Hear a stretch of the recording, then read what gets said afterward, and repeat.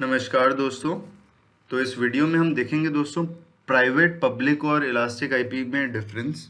बहुत important concept है ये AWS की नेटवर्किंग का। तो सबसे पहले तो दोस्तों समझते हैं एक एग्जाम्पल के थ्रू क्या होता है पब्लिक और प्राइवेट आईपी। तो मैं आपको एक छोटा सा एग्जाम्पल समझाता हूँ। हमारे पास एक EC2 इंस्टेंस है, ठीक है, जिसके अंदर आपने एक सॉफ्टवेयर डिप्लॉय किया हुआ है। ठीक है, आपने एक सॉफ्टवेयर डिप्लॉय किया हुआ है यहाँ पे। ठीक है, अब आप चाहते हो दोस्तों कि ये जो सॉफ्टवेयर है मेरा एक्सेस कर ले कोई भी। तो मैंने इसका नाम दे दिया दोस्तों abc.com। एक मैंने ना इसका DNS रख लिया, डोमेन नेम रख लिया मैंने। ठीक है, तो अब मैं जब भी abc.com डालूंगा तो मुझे ये इंस्टेंस दिखना चाहिए। तो क्या होता है दोस्तों, एक ना आईपी एड्रेस असाइन होता है जो AWS आपको असाइन करता है। तो उस आईपी एड्रेस को आप बोलोगे पब्लिक आईपी। ठीक है, एक पब्लिक आईपी आपको मिलेगा। लेट अस सपोज वो पब्लिक आईपी है 198.168.1.17। ठीक है, ये आपको एक पब्लिक आईपी दे दिया इन्होंने। ये मैं एग्जांपल के तौर पर ले रहा हूँ दोस्तों। Don't consider that this is the only IP that have told you. ये वो वाला चीज़ नहीं है। मैं आपको सिर्फ और सिर्फ एक एग्जांपल अभी लेके समझा रहा हूँ कि ये हमारा लेट अस सपोज एक पब्लिक आईपी है। ठीक है, और जब भी मैं abc.com डालूंगा तो मेरे को ये रीडायरेक्ट कर देगा इस आईपी में, जो कि फर्दर मुझे इस EC2 इंस्टेंस को एक्सेस करने का हेल्प करेगा। या फिर जब भी मैं इस आईपी एड्रेस को डालूंगा, ठीक है, मैं रीडायरेक्ट ऑटोमेटिकली हो जाऊंगा EC2 इंस्टेंस में, वहां पे लिखा आ जाएगा। तो जब भी आप amazon.com डालते हो तो यही होता है। जब भी आप शॉपिंग करते हो या कोई भी फ्लिपकार्ट डाल लो या फिर कोई भी आप साइट पे जिस पे भी आप शॉपिंग करते हो, ठीक है, तो यही होता है। तो ये चीज़ आपको समझ आई दोस्तों। तो अब मैं अब सिचुएशन समझना दोस्तों, क्या कहना चाहता हूँ मैं। अब सिचुएशन ये रही कि पहले तो ये जो EC2 इंस्टेंस है, मैं एक एग्जांपल ले रहा हूँ कि लेट अस सपोज ये EC2 इंस्टेंस ना सिर्फ 10 बंदे हैंडल कर सकता है। ठीक है, 10 पीपल हैंडल कर सकता है। मैं चाहता हूँ दोस्तों कि मैं 100 बंदों को हैंडल कर पाऊँ। ठीक है, 100 बंदों को मैं हैंडल कर पाऊँ। तो मैं क्या करने वाला हूँ कि अब बहुत सारे EC2 इंस्टेंस बना देता हूँ। ठीक है, मेरे पास एक EC2 इंस्टेंस यहाँ पे है, एक इधर है, ठीक है, एक इधर है और एक इधर है। ठीक है, मैं चाहता हूं दोस्तों, ये देखो अब मेरे पास चार आ गए। चार आ गए, आइडियली मुझे 10 चाहिए। ठीक है, ताकि हर एक पे 10-10 का ट्रैफिक आ जाए। तो लेट अस सपोज ऐसे ही करके ना आपने बहुत सारे 10 बना लिए EC2 इंस्टेंस। अब मैं क्या करना चाहता हूं दोस्तों कि ना अब लिमिट एक थी, तो इसका भी एक आईपी एड्रेस होगा, इसका भी एक आईपी एड्रेस होगा, इसका भी एक आईपी एड्रेस होगा और इसका भी एक आईपी एड्रेस होगा। तो क्या लगता है आपको ये स्मार्ट तरीका है? मुझे क्या करना पड़ेगा कि इतने सारे EC2 इंस्टेंस के आईपी एड्रेस इतने सारे एक जॉट डाउन करने पड़ेंगे एक हैश टेबल में, और abc.com को इसके साथ मैप करना पड़ेगा कि लेट अस सपोज इसका .16 है, इसका .17 है, .18 है और इसका .19 है। ठीक है, तो ऐसे ही करके .16, .18, .17, .19, मतलब ऐसे ही करके ना मैं पूरी वो भर दी टेबल। अच्छा, ये डॉट, ये मैं इसको ले रहा हूँ, ठीक है, .16, .17, ठीक है, 192 पूरा ही लिखना आप अपने परस्पेक्टिव से। मैं अभी एग्जाम्पल के तौर पे ये शॉर्ट फॉर्म लेके समझा रहा हूँ पीछे की साइड पे। तो हमें ये मैपिंग करनी पड़ेगी हर एक आईपी की, ठीक है, इसके साथ कि जब भी ये कॉल हो तो मेरे को रीडायरेक्ट कर दो इस आईपी पे, इस आईपी पे, इस आईपी पे। तो बहुत ज़्यादा डिफिकल्ट हो जाएगा। मैं ये कर सकता हूं कि मैं इन सबको इंटरनली कनेक्ट कर दूं, ठीक है, एक नेटवर्क के साथ, एक पूरे के पूरे नेटवर्क के साथ इनको इंटरनली कनेक्ट करके, और एक आईपी एड्रेस रखूं, सिर्फ एक आईपी एड्रेस, ठीक है, जिसको मैं पब्लिक आईपी बोल सकता हूं। और ये जब कनेक्ट होंगे एक दूसरे के साथ, इनको मैं बोलूंगा प्राइवेट आईपी। बहुत इंपॉर्टेंट कंसेप्ट है प्राइवेट आईपी, जो कि एक लोकल नेटवर्क के अंदर अवेलेबल होता है। लेट अस सपोज ये आपका नेटवर्क 1 है, ठीक है। ऐसे ही सेम सेम आप अलग अलग यहाँ पे बना सकते हो, ठीक है, और इसको आप बोल दो नेटवर्क 2। और सिमिलरली दोस्तों, जैसे यहाँ पे 16 है, यहाँ पे भी 16 हो सकता है, ठीक है, बट इसका जो आईपी पब्लिक आईपी है वो डिफरेंट होगा इससे, ठीक है। तो private IP different different network में सेम हो सकते हैं, लेकिन public IP should be unique globally, ठीक है। दो चीजें हमने सीख ली, ये नेटवर्क 2 है, ये नेटवर्क 3 है। तो आई होप दोस्तों आपको समझ आ गया होगा, ये सारी चीजें बहुत आसान भाषा में मैंने समझा दी है, ठीक है। अब थोड़ा सा ना इसको डिटेल में पढ़ते हैं। अब तो सबसे पहले तो क्या कह रहा है कि public IP can be identified on internet, ठीक है।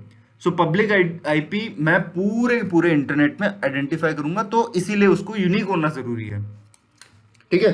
तो दूसरा पॉइंट हमारा ये कहता है it unique across the web.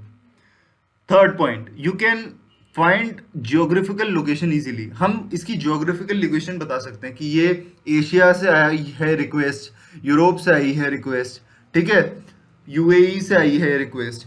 तो हम ये सारी की सारी चीजें ना फाइंड आउट कर सकते हैं कि इसका जियोग्राफिकल लोकेशन कहाँ से है, कहाँ से आ रही है ये रिक्वेस्ट, ठीक है, कहाँ कौन से देश से भी आ रही है, कंट्री से भी आ रही है, तो पूरा मेटा डेटा हमें पता चल जाता है रिक्वेस्ट का। दूसरी चीज प्राइवेट आईपी पे आते हैं, can be identified on private network only. अच्छा, तो प्राइवेट नेटवर्क पे ही मिलेगा। मैंने आपको जैसे अभी दिखाया कि एक प्राइवेट नेटवर्क हमें बनाना पड़ेगा और उसी के अंदर हम उसको कनेक्शन कर देंगे और वो यूनिक होगा उसी नेटवर्क के अंदर, unique across the private network, and two different private networks can have the same IP. मैंने आपको जैसे बताया दोनों के 192.168.1.16 दोनों नेटवर्क के अंदर अलग सेम हो सकते हैं, ठीक है, बट पब्लिक आईपी अलग होना चाहिए। अब आते हैं दोस्तों इलास्टिक आईपी पे। ये बहुत इंपॉर्टेंट कंसेप्ट है दोस्तों। तो when you start and stop an EC two instance its IP address changes. तो जब भी हम दोस्तों स्टार्ट या स्टॉप करते हैं ना अपना ईसी टू इंस्टेंस, ऑटोमेटिकली आप देखोगे उसको नया आईपी असाइन हो जाता है। जब भी आप उसको स्टॉप करोगे फिर से आप उसको स्टार्ट करोगे तो एक नया आईपी आ जाता है। तो जब भी आप टेस्टिंग के पर्सपेक्टिव से काम कर रहे होते हो तो आप चाहते हो कि मेरा आईपी सेम रहे, ठीक है, मेरा आईपी चेंज ना हो। तो आपको क्या करना है कि एक ऐसा आईपी मेरा बनने कि जब भी मैं स्टार्ट या स्टॉप करूं उसको, मेरे को हमेशा वही आईपी मिले जो मैंने डीएनएस के साथ मैप किया हुआ है, सेम चाहिए मुझे। और वो मुझे ईसी टू इंस्टेंस से वो करना पड़ेगा, रिक्वेस्ट डाल के लेना पड़ेगा। तो if you need to have a fixed IP for your instance you can need an elastic IP। तो अगर हमें एक इलास्टिक आईपी चाहिए, इलास्टिक आईपी क्या होता है, एक फिक्स्ड आईपी जो कि हम AWS से रिक्वेस्ट करके ले सकते हैं। An elastic IP is public IP that you own it as long as you delete it. तो जब तक आप उसको एक्सप्लिसिटली डिलीट ना करो वो तब तक आपके पास रहता है। एंड अब फोर्थ पॉइंट देखते हैं, we can only attach it to one instance at a time. तो एक इलास्टिक आईपी सिर्फ एक ही इंस्टेंस के पास रहेगा, ये नहीं कि आप बाकी सबको दे सकते हो, ऐसा नहीं चलता, ठीक है। और इलास्टिक आईपी के ऊपर मैं आपको एक और चीज़ बता दूं दोस्तों कि ये एक स्मार्ट आर्किटेक्चर नहीं माना जाता, ठीक है। मैं क्या कहना चाहता हूँ कि आपने लेट अस सपोज इतने सारे वो बना दिए हैं, ठीक है, अगर मैं आपको बताऊं कि ये सिर्फ ना एक EC2 इंस्टेंस को हम देते हैं, EC2 इंस्टेंस को एक फिक्स्ड आईपी दे दिया, ठीक है, फिक्स्ड आईपी दे दिया हमने कि जब भी मैं इसको स्टार्ट स्टॉप या कभी भी इसको रीस्टार्ट भी करूं, ठीक है, तो मेरे को सेम ही मिलना चाहिए, मैं नहीं चाहता कि डिफरेंट मेरे को मिले। तो ये अच्छा आर्किटेक्चर नहीं माना जाता क्योंकि आप सिर्फ EC2 इंस्टेंस को ही दे पाओगे ना ये, ठीक है। और मैक्स टू मैक्स एक अकाउंट पे आप AWS से 5 इलास्टिक आईपी ले सकते हो। आप इसको इंक्रीज भी कर सकते हो लेकिन उसका कोई रीजन नहीं है, मतलब कोई तुक नहीं बैठता। आप इससे बढ़िया क्या कर सकते हो, आप एक लोड बैलेंसर ले सकते हो, ठीक है, आप एक लोड बैलेंसर ले सकते हो जो क्या करेगा, आपके EC2 इंस्टेंस, आपके पास 1000 EC2 इंस्टेंस है, 1000, ठीक है, आपका ट्रैफिक वो इस EC2 इंस्टेंस में डायरेक्ट कर देगा, ठीक है। और इसका बस एक आईपी रहेगा, इसका एक आईपी रहेगा जो कि क्या करेगा, आपके सारे ट्रैफिक को एक तो सबसे पहले तो बैलेंस करेगा कि हर एक EC2 इंस्टेंस पे सिर्फ 10-10 बंदे जाना चाहिए, ठीक है। इवनली डिस्ट्रीब्यूट कर देगा। अगर इसके पास 30 रिक्वेस्ट आती हैं तो ये क्या करेगा, हर एक रिक्वेस्ट को लोड बैलेंस कर देगा, हर एक जगह पे जहाँ पे कम प्रोसेसिंग हो रही होगी वहां भेज देगा, इवनली डिस्ट्रीब्यूट कर देगा, ठीक है। ये काम होता है लोड बैलेंसर का। और इसका एक आईपी होता है, तो जब भी रिक्वेस्ट आएगी लोड बैलेंसर पे तो वो इवनली डिस्ट्रीब्यूट कर देगी। हम लोड बैलेंसर वाले सेक्शन में इसको डिटेल में पढ़ेंगे क्या होता है, लेकिन अभी आपको ये चीज समझनी है कि इलास्टिक आईपी क्या होता है, ठीक है। तो मैं अब आपको इसकी लैब दिखाऊंगा कि कैसे हम EC2 इंस्टेंस को इलास्टिक आईपी देते हैं। तो दोस्तों हमने अब एक EC2 इंस्टेंस लिया है, ठीक है। ये मैंने एक EC2 इंस्टेंस लॉन्च किया हुआ है। तो दोस्तों आप यहाँ पे आ गए हो EC2 इंस्टेंस पे, ठीक है। तो अब मैं यहाँ पे आपको दिखाने वाला हूँ कि क्या होता है पब्लिक आईपी। तो ये देखो दोस्तों हमारा पब्लिक आईपी, ठीक है। हम इसको एक जगह पे नोट डाउन करके रख लेते हैं, ठीक है। यहाँ पे मैंने इसको नोट डाउन करके रख लिया, ठीक है। अब मैं क्या करने वाला हूँ दोस्तों, ये जो हमारी EC2 इंस्टेंस है ना, अब मैं क्या करने वाला हूँ, सबसे पहले तो रिफ्रेश करते हैं इसको, ठीक है। देख लेते हैं रनिंग है, ठीक है। अब मेरे को क्या करना है, इसके ऊपर टिक करके और एक्शंस पे जाके, इंस्टेंस पे जाके स्टॉप इंस्टेंस करना है, ठीक है। मैंने इस इंस्टेंस को दोस्तों बंद कर दिया, ठीक है। अब देखो मैंने ये रिक्वेस्ट तो डाल दी है स्टॉपिंग वाली। अब देखते हैं रिफ्रेश करके, तो इसमें टाइम लगता है दोस्तों, ये देखो अपने आप टाइम लगता है इसको, इस इंस्टेंस को रिस्टार्ट होने में,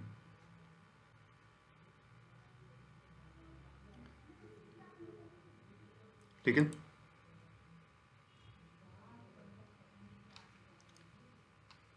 तो अब यहाँ पे देख पाओगे कि पब्लिक आईपी अब यहाँ से जा चुका है, ठीक है। और इंस्टेंस टाइप स्टॉप हो चुकी है। तो जैसे ही मैंने अब इसको स्टॉप किया, अब मेरे को क्या करना है, मैं इसको रिस्टार्ट करता हूँ, ठीक है। अब यहाँ पे डाल देता हूँ स्टार्ट इंस्टेंस, ठीक है।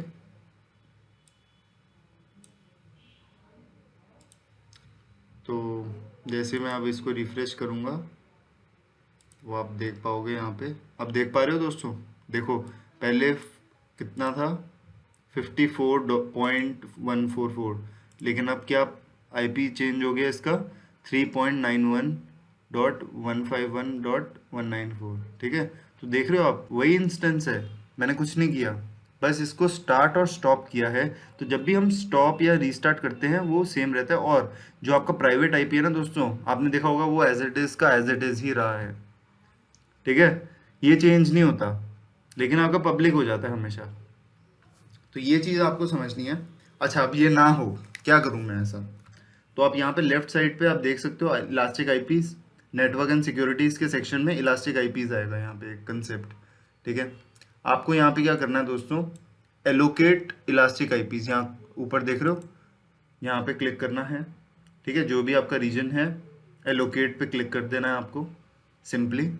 तो ये देखो दोस्तों, अमेजोन ने हमें एक ऐसा पब्लिक आईपी दिया है जिसको हम कहते हैं इलास्टिक आईपी, जो कि फिक्स्ड रहेगा आपके अकाउंट के साथ until and unless you are actually deleting it, जब तक आप इसको डिलीट ना कर दो, ठीक है। यहाँ पे देख रहे हो आप डिसेबल, और डिसेबल अगर आप करना चाहते हो इसको तो आप वो कर सकते हो यहाँ पे, ठीक है। डिलीट अगर आपको करना हो इस आईपी को तो आप रिलीज या फ्री भी कर सकते हो इसको।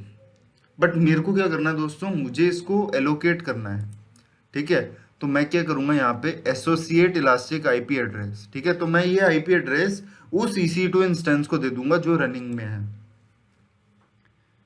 तो यहाँ पे देख रहे हो दोस्तों, दो चीज़ों को हम दे सकते हैं, एक तो नेटवर्क इंटरफेस को और एक दे सकते हैं इंस्टेंस को।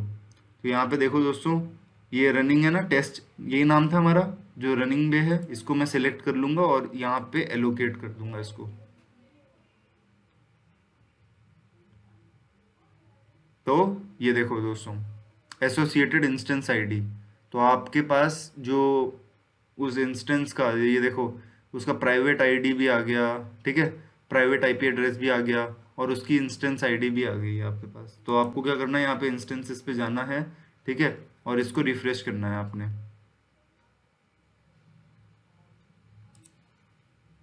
अब आप देख पा रहे हो दोस्तों, जो आईपी एड्रेस हमने फेच किया था वो अब देखो यहाँ पे आ गया। तो कितना आसान था दोस्तों, देखा आपने, हमने एक फिक्स आईपी बना दिया। चलो अब मैं क्या करूँगा, इसको अब रनिंग के लिए अब मेरे को इसको स्टॉप करके दिखाना पड़ेगा आपको, ठीक है।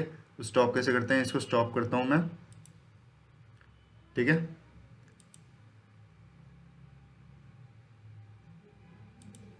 और अब देखेंगे दोस्तों कि क्या हमें वही आईपी मिलता है, इलास्टिक आईपी जो हमने बोला था, ठीक है। ओके, तो अभी ये स्टॉपिंग पे है, इसको बस आप रिफ्रेश करते रहा करो दोस्तों, ठीक है। इसको टाइम लगता है थोड़ा सा स्टॉप होने में, ठीक है। तो ये देखो दोस्तों स्टॉप हो गया है, देखो स्टेट क्या है, स्टॉप्ड। और बट ये देख रहे हो आप, पब्लिक आईपी अभी भी वही है। ये देखो मैं इसको रिफ्रेश करके फिर से दिखा देता हूँ। पहले यहाँ पे डैश आ गया था, आपने देखा था। अब मेरे को क्या करना है, तो ये फिक्स रहेगा दोस्तों, जो भी हमने फेच किया ना ये अब फिक्स रहेगा। तो ये देखो मैं अब इसी को स्टार्ट कर देता हूँ, तो यही आईपी एड्रेस मेरा पब्लिक आईपी एड्रेस बन चुका है। देखा दोस्तों कितना आसान था, ठीक है। तो हमने क्या चीज़ सीख ली, इलास्टिक आईपी सीख ली, पब्लिक आईपी सीख लिया और प्राइवेट आईपी सीख लिया। कितना आसान था। आई होप दोस्तों ये आपको वीडियो पसंद आई होगी। वीडियो पसंद आई तो इसको लाइक शेयर सब्सक्राइब ज़रूर करना। चैनल देखने के लिए आपका धन्यवाद।